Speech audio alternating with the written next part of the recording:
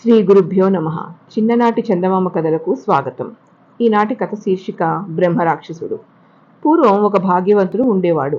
అతడికి కొన్ని వేల ఎకరాల పొలం ఉండేది. అయితే అతడు వట్టి పిసినిగొట్టు, పిల్లికి కూడా బిచ్చం వేసేవాడు కాడు. అలాంటి వాడి కింద ఎవరు పనిచేస్తారు?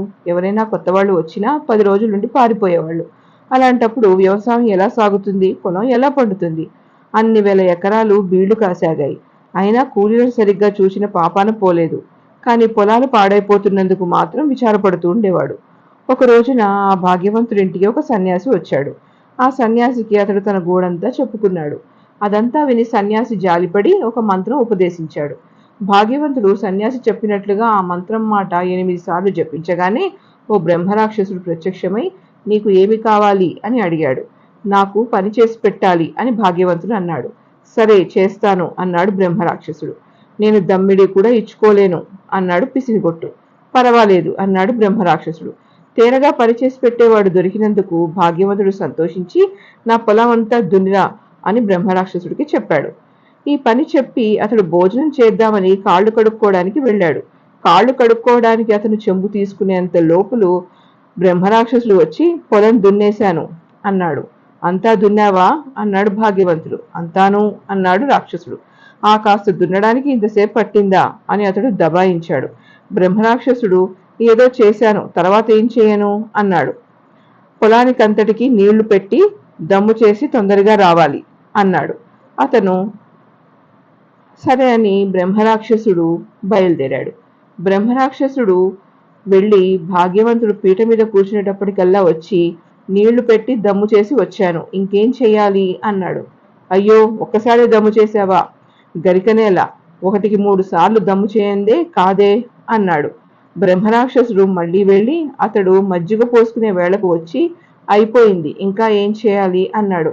భాగ్యవంతుడు లోలోన బిత్తరపోయాడు. కాసేపు పరకాయించి, పొలమంతా నాటు వేయాలి, పొలనూరి పండుకోసేవు, నేనొచ్చి చూస్తాగా అన్నాడు. బ్రహ్మరాక్షసుడు వెళ్ళి అతడు అన్నంతని చేతులు కడుక్కొని వచ్చి, నాటైపోయింది, ఇంకా ఏం చెయ్యాలి అన్నాడు. నిజంగా నాటేసి వచ్చావా అని అడిగాడు. పోయి చూశాడు భాగ్యవంతుడు. పొలమంతా మొక్కపడ్డది. దానితో ఆసామికి గుండెదడ ప్రారంభమైంది. పని ఎలా చూపించాలో అర్థం కాక కాస్త తలగొక్కుని, ఎరువు కూడా చల్లిరా, తొందరగా రావాలి అన్నాడు. బ్రహ్మరాక్షసుడు వెళ్ళాడు.